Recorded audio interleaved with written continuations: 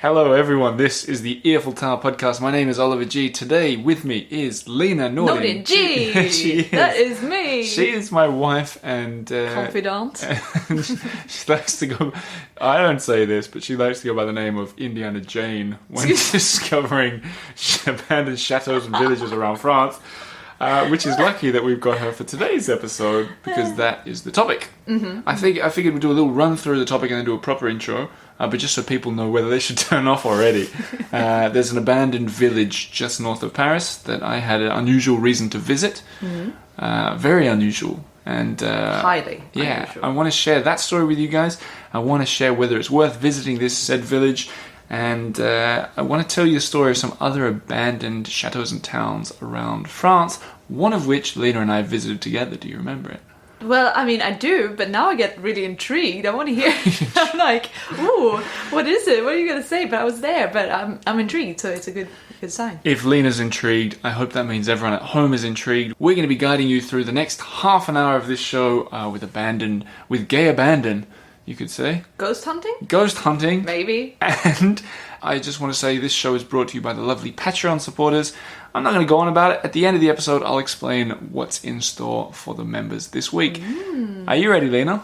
I'm so ready. Well, let's do it. So welcome everyone. We're in season 10 of the Earful Tower. Lena, welcome back on the show. Thank you very much. Congratulations on the baby. Oh, thank you, and congratulations to you. I heard that you had a baby too. Same day as yours. Weird. I wanted to say now's obviously not the time with an episode about ghost towns, but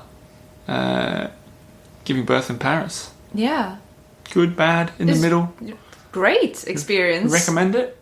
I mean, sure. I recommend it if only for the really lovely midwives and how they were gushing in French. Yeah. And, made me just feel super special, but I think they're just really super professional and amazing people. I made Nico, in the last episode, for 30 seconds, imitate a French midwife to me, like saying all those words. Oh, about you? Yeah, I think he was uncomfortable with it, but it sounded good. Worth it. That's enough baby talk. For sure. There's plenty of stories that we've got to tell you guys later about it, but I feel I'd bring it up while you're sitting with me here on the microphone. Instead, today's topic is a town called Goussainville, and because I've been there and you haven't... I know we're not supposed to talk about babies anymore, but it kind of sounds like, oh, petit Goussainville. You've got one thing on the mind. Switch back to Indiana Jane. Okay, Indiana Jane, here we go. So, I'll tell the story for you who've not been there, and for the listeners who don't know what we're talking about here. It's pretty cool. And I think the best way to understand it is to picture that you're in 1971. 1971. Right. Of course, in Paris, Georges Pompidou was the president. Of course. Are you back there? You feeling it? The flared jeans and everything? Yeah. Right? Flower power or fleur peur.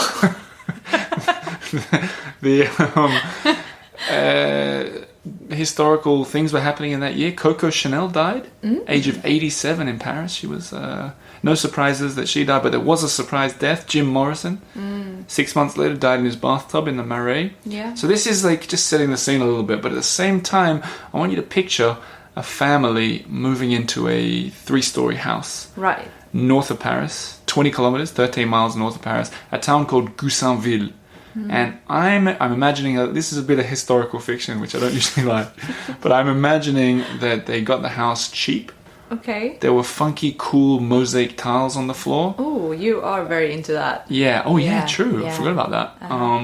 Big, expansive kitchen, nice view, clear view out the windows. Wow. Upstairs, big, beautiful room for all the toys and everything. Cheap. Happy, smiling children. Yep, definitely children. They got it cheap too because they knew that there is an airport getting built, but not straight away. Okay. Yeah. So this is all got to be in your head. It's a very optimistic family. Perhaps. And it wasn't just them, there was hundreds of them in this town called Goussainville. Mm-hmm. You've set the scene, right? Imagine, you and I did it's a clear blue sky day. Yeah. Nothing in the sky. That's going to come back to haunt them and you. But it's just, imagine any French village. You and I have travelled through hundreds and hundreds of French villages. Yeah. Is just like that. They kind of merge into one for me. This too, exactly like that. So stone houses, very beautiful, picturesque. Yep. So, fast forward, 1973. Okay. the airport, it's Charles de Gaulle, it's almost finished. So much so that they're having an air show where small planes flying around, everyone's watching. And in this particular year, a small plane that had 6 people on it tragically crashed right in the middle of this village. And not only did all the 6 people on board die, but 8 people in the town died, 2 people who were on the ground. Oh, wow. It crashed into, I think, 15 houses and a school, but there were no kids in the school at the time. Oh, that's horrible. Yeah, like mega traumatic for everyone that lived there. Yeah. And no doubt for everyone involved in the air show and everything, but just a terrible, not an event at all, incident. Yeah. Because of this, people who were in this town where the airport almost finished just a couple of kilometers away, they start getting fearful of living so close to an airport. Surprised. So people start moving out of the town. Yeah. Like when they're hearing airplanes or they're seeing it getting built, they're like, I don't want to be here anymore. We're too close. What if a plane crashes again? The next year, 1974, the airport is finished and it opens, and of course, planes are all over the place. So the people who had stayed in this town that's sort of getting slowly abandoned empties out. No one wants to live there anymore. They just leave. Well, there's the daily reminder of the plane crash, but Yeah. there's also the annoying noise of planes going overhead. Right, yeah. So not even gradually anymore. Pretty much everyone leaves. And then you'd think, and this is all background, guys at home, I'm painting the story of how it got abandoned, but the airport is like, okay, you'd think it just gets knocked down, everything. It turns out that there's a church in the middle that's a historic monument, and with historic monuments in France, there's weird rules that As mean protected. not just it, but the air, like the radius around it. So they can't knock down these really? empty houses, and no one wants to live there.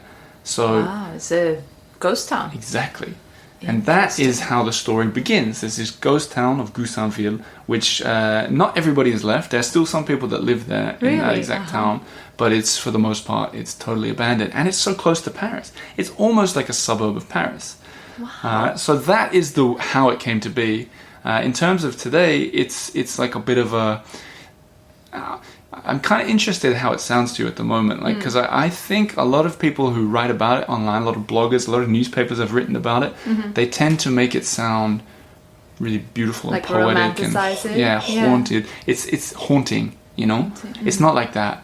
It's just empty. It's an abandoned town, Yeah. you know. And with that, And it sounds like it's not even fully abandoned. yeah, there are some people. Right. That's a huge part of it too, Yeah. because I know a lot of urban explorers, they want to go out there and check it out. And if you do, which comes back to this idea of ghost town, the people who do live there aren't very happy about it being called a ghost town. No, they're like, hello, Yeah, exactly. I'm alive. And they're probably not very happy about people coming out there to sort of be tourists Yeah. in a ghost town. It's Yeah. really different to It's like a the bit catacombs. like freak show Exactly. kind right? of syndrome, I guess. Hey, I actually, just before I forget it, there's Yeah. something about your description or your introduction that maybe I missed something, or, feel free to correct me, but what was the whole thing about 1971? You're What- like, the what- year is 1971. What was that? Well, there's You're two like Coco reasons. Chanel, There's two Jim reasons. Yeah, Morrison. it's partly because Were you just trying to grip our No, attention? It's because I like to think it's been 40 years since the story started. Really, the story begins in... No, but not only Okay, that. so it's nothing. It's just like random And only event. 73 is when it began, but I visited 40 years later, and I wanted to paint the picture of the family because I think I visited their house with the mosaic tiles when I visited quite recently. Yeah. But yeah, 1971, 40. What's the Sure. for the anniversary? Sure, great. That but- makes sense. So it's kind of weird, and we're going to get to is it worth visiting in a second, but that's what it is. You can go there. How do you get out there? Train? Maybe we should talk about why I was there. Yeah. And you can get out there fairly easily with public transit. Not easily, like as easy as going to Disneyland or something, which No. I imagine is. I've never been there, but it's pretty simple. You haven't been to Disneyland? No, Okay. Alright. I don't really want to. I'm gonna get in trouble. I'm gonna get in trouble for that. Alright, we'll see. We have to rectify this one way or another. Why was I in Goussainville? Yes. Now here's a why? story for everybody. A bittersweet story. An intriguing turn of events. It's I got a call from... Also, I don't know how much I'm meant to say about this because I signed like one of those non-disclosure agreement. Did you read it? Kinda. Oh, It's pretty okay. long. So we'll be careful what we say here, I guess. But so they called me and they're like, we're making a documentary about Secrets of Paris. Who called you?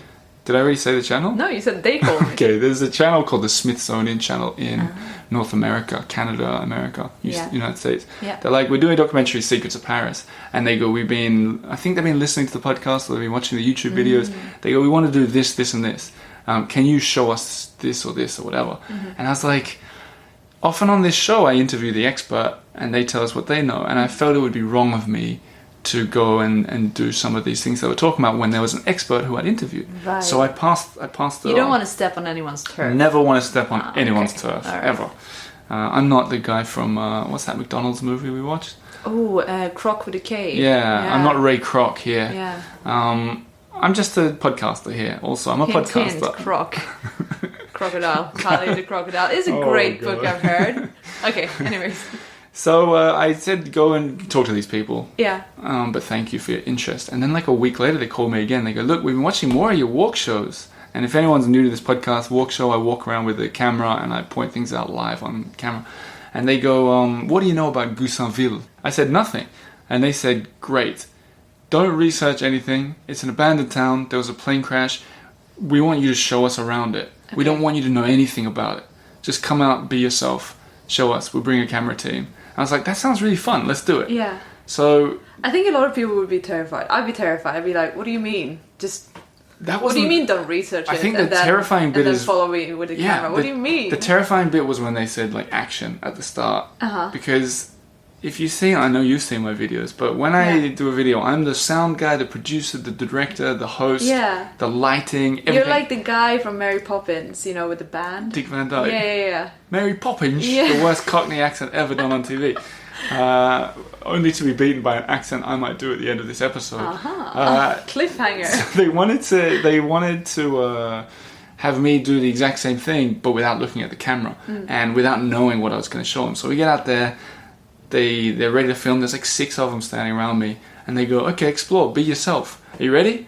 And that was when I was kind of like, Wow. "Wha- Like, where do I go? Yeah, I said to him, I was like, "Which way should I go?" And he goes, "Just do your Just thing." walk? He goes, "We start here. We think this is a good place. Just do it." So what did you do? So I just started walking. It was really weird. And what was really What was the team like? they were was- really friendly, super But how friendly, many? nice. Like there was like a sound guy, a light guy, like a fixer, the director, Oh, wow. cameraman, Jeez. and they were all following. It was so odd. It was so Were you different. nervous?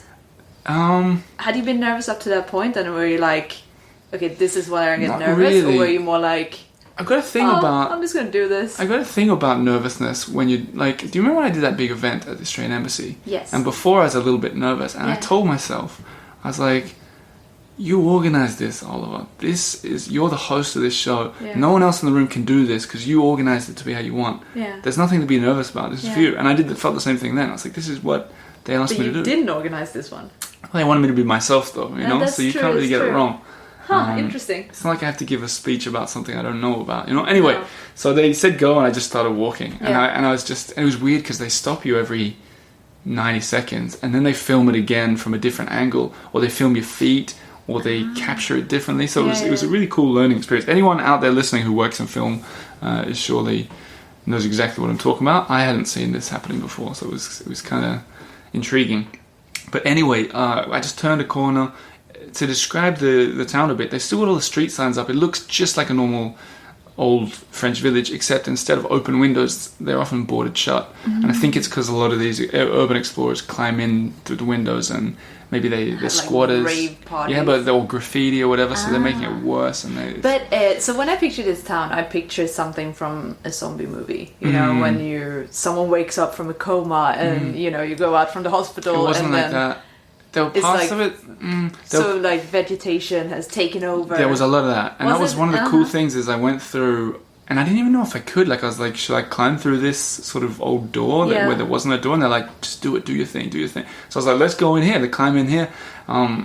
Meanwhile, trying not to look at the camera, which is really counterintuitive for what I do. Yeah. And then I went into this big house that just had this huge tree that must have been growing for 40 years, growing from like the kitchen because the roof had collapsed decades No ago. way. Yeah, so and overgrown the whole thing. I've got pictures of it that I'll be sharing.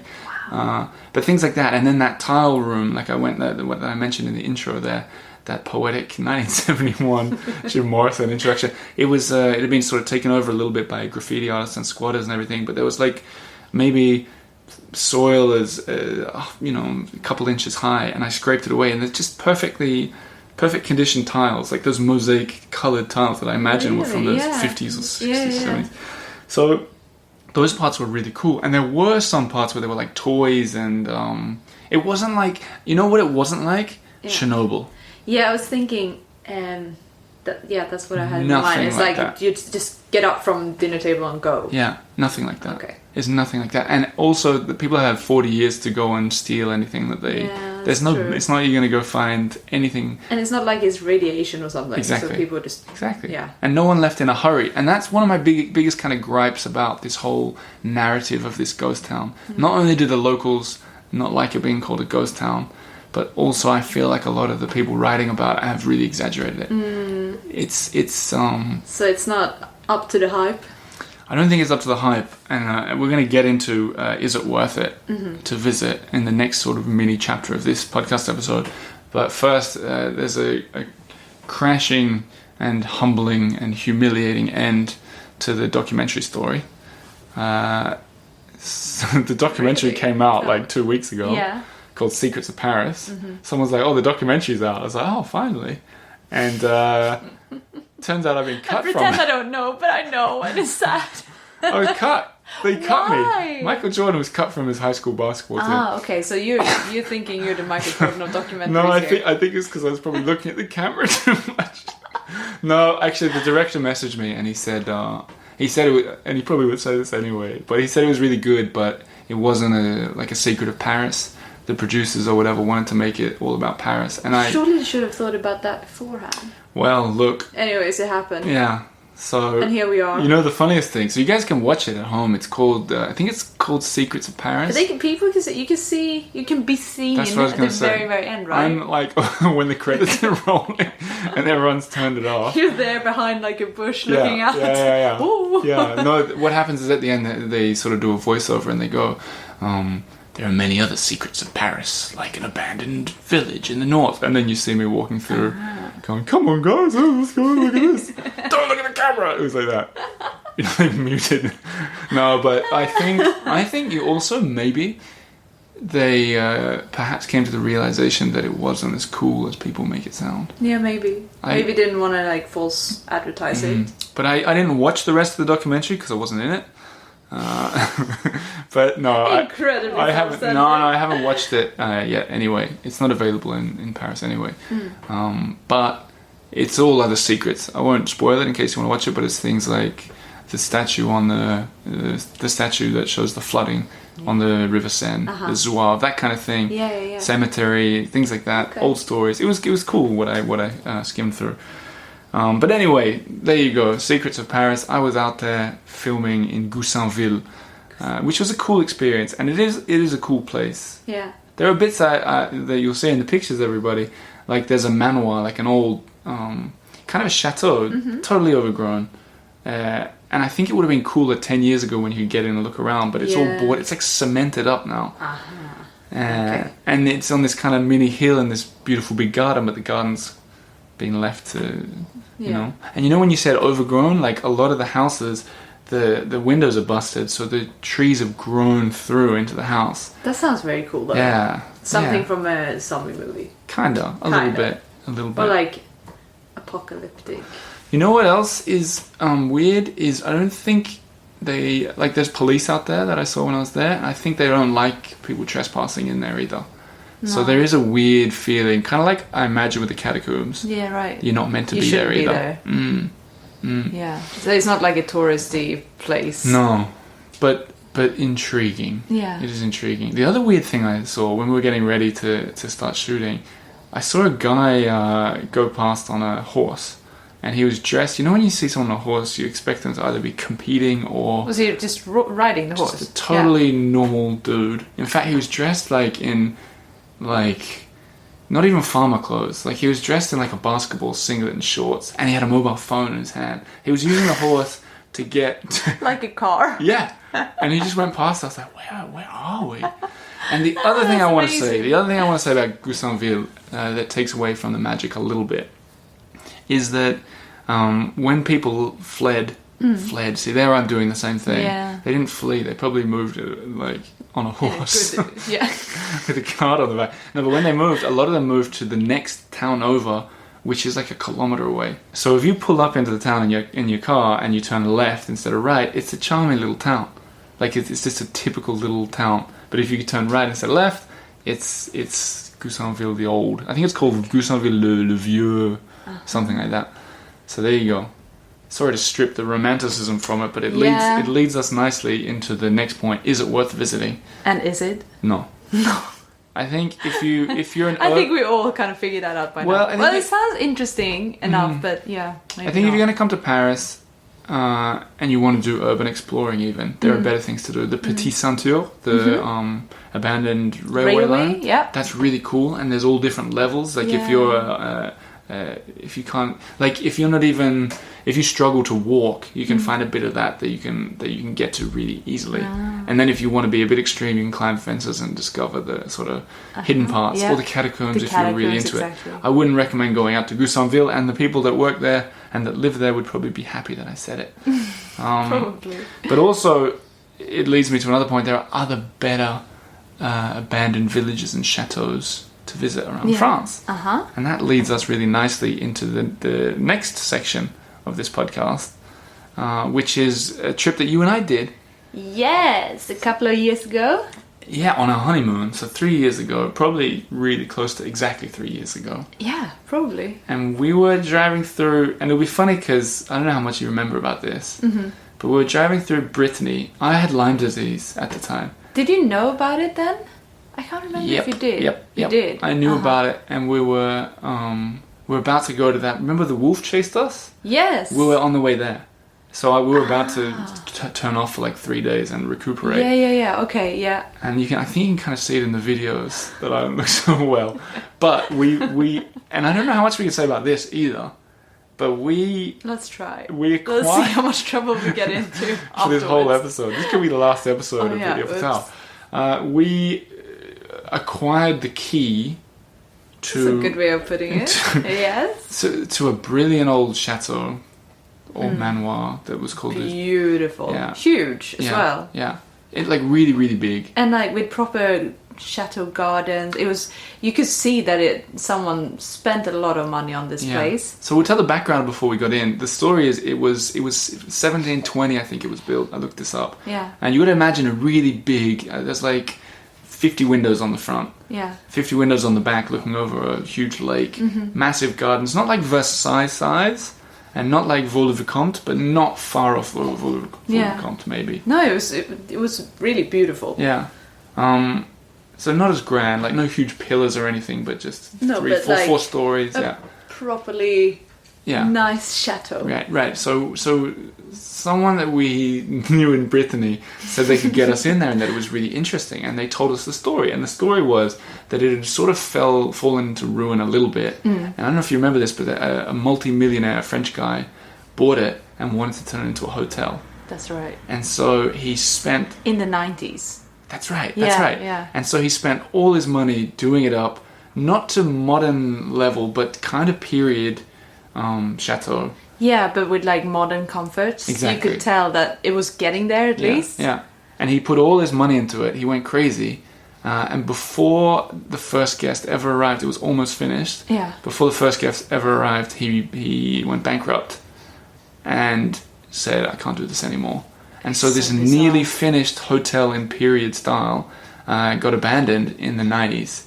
And it's locked up, Yeah. but some of the windows broke and some animals got in. Yeah, there were birds there. Yeah, there were dead birds in there. birds.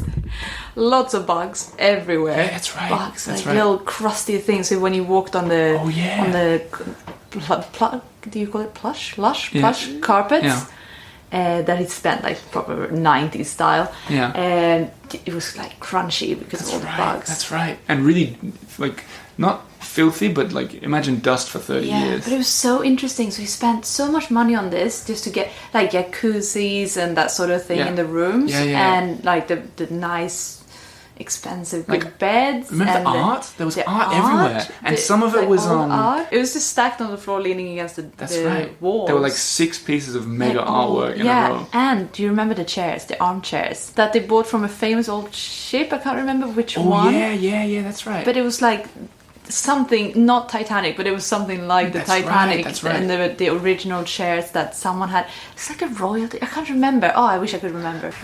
Well, the good news is, not only I have the name here, I looked it up. It's called Yeah. the Chateau de Lorge, Lorge.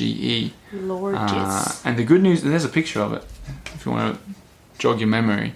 And Yeah. you see the garden out the front is still in exceptional condition. And I think it's because the owner had the money to pay the gardener To still. keep a gardener. So people can visit the garden. But do you also remember that he abandoned the chateau and the hotel and everything, Yeah. but then he started spending all his money because he came into money again or something to the stables and That's renovating the right. stables and put full on marble slabs covering yeah. the whole That's inside. right. That's right. Because he was going to turn it into like wedding and events That's right. or I something. think he realized he was never going to make money out of the hotel. Yeah. Maybe I don't know this guy. No, but he was described as very eccentric. Was he like senile a little bit? He was old Okay. and eccentric. So if you there's a reason that we tell this story. There's a few reasons. One is because there's a kind of moral to it. Is that when it comes to abandoning things in France, I think we leave that one in. For you guys at home, we're doing this with a baby in the background with no babysitter. But I think he's enjoying it. you wouldn't believe how many of them I've cut out, but we'll let that one slip through. You wouldn't believe how many abandoned things there are around France that you wouldn't even know about. Like that, this place is not And on... that are so much better than Exactly. Gousamville, which isn't really abandoned at all. So there's a lot more to the country than you think when it comes to this sort of stuff. And don't And it's rely on the interesting- blogs. Yeah, exactly. Because it's interesting. Some places or some things just get hyped for, True. I feel like, no reason, Yeah. really. It's just like someone has copied someone else's Yeah. blog Yeah, entry, yeah. maybe. That's a big thing. You know? And then people... And that's why he becomes famous. Yeah. And then there are so many better things out there. So. Well, you know what I thought about that is when a lot of people have written about Gousamville, because I read the stuff before we started doing this. Yeah. A lot of them talk about like how loud the planes are. When I was there, you could hardly hear them. Really? And so the bloggers who've gone out there and go, oh, the deafening noise of Yeah. the planes. And you imagine, there's a place, I think it's in the Caribbean or something, where there's a plane that lands right over the beach. Yeah. You can almost reach up and touch like a 747. It's not like that at all. At least not when I was there. Like we could see planes, but they were quite high up. So it's like massively exaggerated.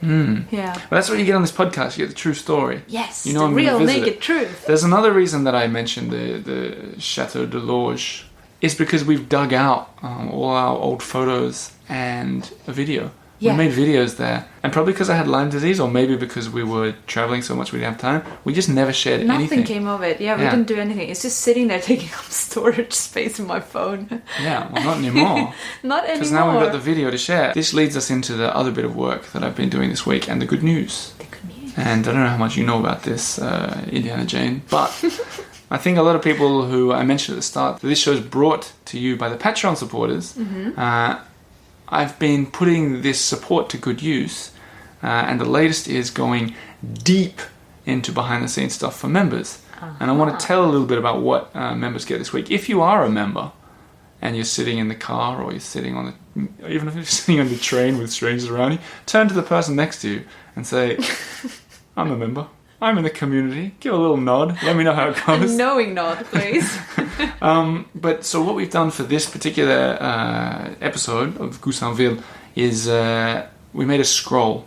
I'm telling you later because I'm imagining I'm telling everyone who's not a member. It's like a 12-page... you know, it's like a 12-page document with deep dives into everything we talked about, including the chateau, including Gousamville, how to get there, but also 5 better day trips around. So it's kind of like a guide. I've seen this one. It is kind of like a guide with behind-the-scene pictures, Yeah. information. 5... you know what's cool about this one? There's also 5 other abandoned villages around France It is a deep dive.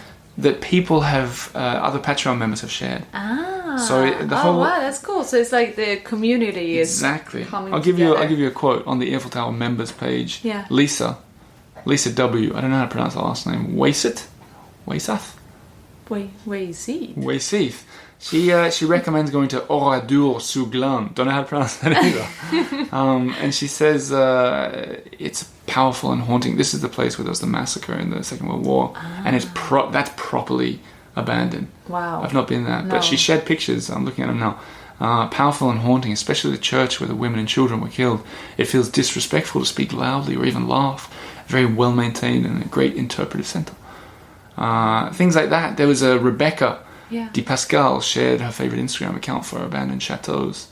We got. Is it only French ones or just it's all over Europe actually, but all this kind of stuff. Interesting. Plus links to back catalogue stuff. But the other reason I'm talking about it, not only is it me doing it, Eddie, who's a professional graphic designer, has made them beautiful. Yeah. And Amber Minogue, friend of the show. No. I've hired her help. So not only a friend of the show, she's a part of the show. A part of the show. Yeah. So she's jumped on board with her extensive 20 years in France knowledge and helped make it really beautiful. So if you want this show to keep growing, getting better, you'll see how I'm making that happen. And if you're into curiosities, a little bit of a guide, a little bit of this, a little bit of that, sounds great. It looks great. And be part of the community. This week you'll unlock the scroll, but you'll also unlock that video from the chateau.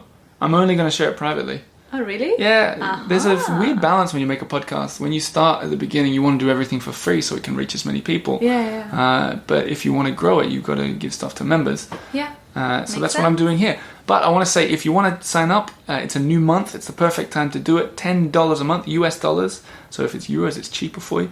But you can sign up for the whole year and 2 months are for free. Whatever floats your boat. Jump in, patreon.com/the Eiffel Tower. That is the ad on the show, nothing else. I want to finish on a couple of short letters that I got, emails, Instagram messages. Go ahead. I mentioned the accent. I noticed that this... Which accent? Liverpool. Liverpool. This next one comes from Liverpool in the UK. Right. How good is your Liverpool accent? Because maybe you should read it rather than me. I don't think we should have quite that much fun. Okay, well, maybe we should both do it. We should have some fun here. Okay, Can at you the same do time. it? I don't know how to do a Liverpool accent, but all I know is they say Liverpool. Liverpool. Okay, great. You're as good as I am. Okay. Do you want to have a go? You can start. I am listening through your old episodes and you're discussing her. No, Okay. I don't think so. She I don't said... This is from... That sounded like the Muppet Show or something. I don't know what happened. It sounded like someone from Liverpool, but like one of their parents was from perhaps India, and the other was from Sweden. Yeah, Scotland. Yeah. Or yeah. She writes in though, it's cool. She says, "I'm listening through your old episodes, and you were discussing how the French add the word me to the end of a sentence, as in I'm well tired, me. Je suis fatigué, moi. Right? And she says, we do the same thing in and around Liverpool. You'll often hear Scotland, Liverpool. You'll often hear. No, I can't do it. Freedom. You'll often hear. William Wallace. You'll often hear. She's a well nice girl. Her. She's a well nice girl. Her. Same Okay. thing. Oh wow. And I wonder what the connection is. The Liverpool accent is called Scouse. It's one of the more unusual accents in the UK because it's more of a port city. And there's been a lot of different influences, especially Irish. That was pretty fascinating, I thought. I like that. It was, a in lot. fact, I thought it was so good that I was a bit disappointed to see that at the end she wrote, "Sorry if that was boring." I don't think it was boring at all. No. Lorelei, I'm a word nerd. I love that kind of stuff. Yeah. Thanks for sending it in. And yeah, that episode that you listened to was a really old one. And it's funny because the same episode prompted another email that came in about 20 minutes ago. Really? Yeah, I thought I'd read that. It's from Brian. Hi, Brian. Brian Revel. And he says, "Fantastic podcast. Hey, Oliver, congratulations on the daddy thing. It's like I've been looking for this podcast for years. It finally showed up on my feed. In episode 18 or 19, you asked someone in the quick quiz their favourite metro station. I laughed when she said Barbès Rochechouart, because I love that station name too. It's a small world. Barbès Rochechouart. Rochechouart. There was no reason for me to read out that message other than to say thank you to Brian for listening and sending in fun little And message. have a reason to practice your Barbès Rochechouart. Look, guys, I'm going to end it now. Lena, thank you very much for joining me on this episode. Thank you very much, Mr. Host, on the show. You are very welcome, indeed. For all you guys who are members, jump over now and look at the scroll. I'm especially proud of this one. It's the best one we've done yet by far. If you're not a member, consider signing up and join the community. If you're not in a place to be a member and you enjoyed the episode, share it with a friend. That means a lot to me too. As for us, we've got a laughing baby, thank goodness, to attend to. Yes. And we'll get back to him and we'll let you guys get on with your day.